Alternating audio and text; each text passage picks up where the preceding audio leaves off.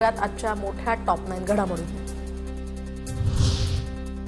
आगामी स्थानिक स्वराज्य संस्थेच्या निवडणुकीत भाजप सोडून कुणासोबतही युती करा, पवारांच्या राष्ट्रवादीच्या बैठकीत स्थानिक नेत्यांना सूचना, सूत्रांची माहिती। तर शरद पवार एकटे लढले तर त्यांचा सुपडा साफ होईल हे त्यांना माहिती आहे, म्हणून ते कुणालाही सोबत घेण्यासाठी तयार आहेत। गिरीश महाजनांची शरद पवारांवर टीका। बरोबर आहे की ते एकटे लढले तर तुम्हाला माहिती आहे त्याचा सुपडा साफ होणार आहे, त्याच्या अनेक ठिकाणी डिपॉझिट सुद्धा वाचणार नाही आणि म्हणून ते कोणालाही म्हणतात कोणी या आमच्या बरोबर, तुम्ही कोणालाही येऊ द्या, आम्ही तयार आहोत। निवडणुकीत स्वतंत्र लढण्याच्या भूमिकेवर काँग्रेस ठाम, मनसेसोबत युती न करण्याची भूमिका, तर स्थानिक पातळीवर झालेला निर्णय हायकमांडला कळवणार, सूत्रांची माहिती। तर दुसरीकडे कुणाबरोबरही कुणी निवडणूक लढवावी किंवा युती करावी हा ज्याचा त्याचा प्रश्न, त्यांच्या पक्षाला जे वाटतं ते त्यांनी करावं, मात्र अद्याप कुठलीही या संदर्भात चर्चा नाही। युतीच्या प्रश्नावर मनसेच्या नितीन सरदेसाई आणि बाळा नांदगावकरांची प्रतिक्रिया। कोणाबरोबर निवडणुका कोणी लढवाव्या, पुढे काय निवडणुकीमध्ये कोणाची युती कोणाची आघाडी राहील असा कुठलाही विषय आमच्या चर्चेमध्ये नाही। त्यांनी काय करावं पूर्ण त्यांचा प्रश्न आहे, आम्ही काय करावं आमचा प्रश्न आहे।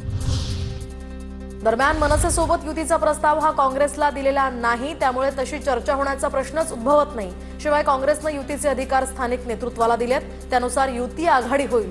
काँग्रेस प्रदेशाध्यक्ष हर्षवर्धन सपकाळ यांचं या संदर्भात स्पष्टीकरण।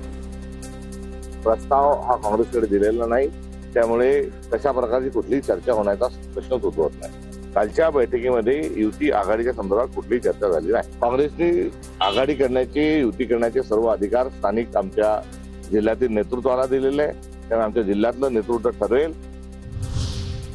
उद्धव ठाकरेंना निवडणुका पुढे ढकलायच्या होत्या, मात्र सर्वोच्च न्यायालयाच्या आदेशामुळे तसं होणं शक्य नाही, मुख्यमंत्री फडणवीसांचं वक्तव्य। त्यांना एकच उत्तर पाहिजे, ते म्हणजे निवडणुका पुढे ढकला। त्यांना दुसरं कुठलंही उत्तर अपेक्षित नाही आणि सुप्रीम कोर्टाच्या आदेशामुळे निवडणुका पुढे जाऊ शकत नाहीत, त्याच्यामुळे त्यांना अपेक्षित उत्तर मिळू शकत नाही। माझ्यासह सर्वांची नार्को टेस्ट करा, खर्च मी करतो, महिला डॉक्टर प्रकरणाच्या आरोपांवरून रणजित निंबाळकरांचं चॅलेंज, तर माझी नार्को टेस्ट करा, महबूब शेख यांनी हे चॅलेंज स्वीकारलं। अहिल्यानगरमधील जैन मंदिर ट्रस्टच्या भूखंडावरून जैन गुप्तीनंदी महाराज आक्रमक, आमदार संग्राम जगतापांनी भूखंड हडपल्याचा ठाकरेंचे शिवसेनेचे शहर प्रमुख किरण काळेंचा आरोप। जैन मुनींनी भेट घेत काळेंनी सादर केले भूखंडासंदर्भातले कागदपत्र। जैन बोर्डिंगचा व्यवहार कायदेशीररित्या रद्द झालेला नाही, 8 दिवसांचा वेळ देणार, व्यवहार रद्द न झाल्यास पुन्हा उपोषण सुरू करणार, जैन मुनी गुप्तीनंदी महाराजांचा इशारा। यदि मैं समझता हूं कि ये 8 दिनों के अंदर में यदि ये डीड कैंसिलेशन नहीं होकर हमारे पास में, कागज हमारे पास में आकर सामने खड़ा नहीं हुआ, तो मुझे फिर अनशन के लिए बैठना ही पड़ेगा।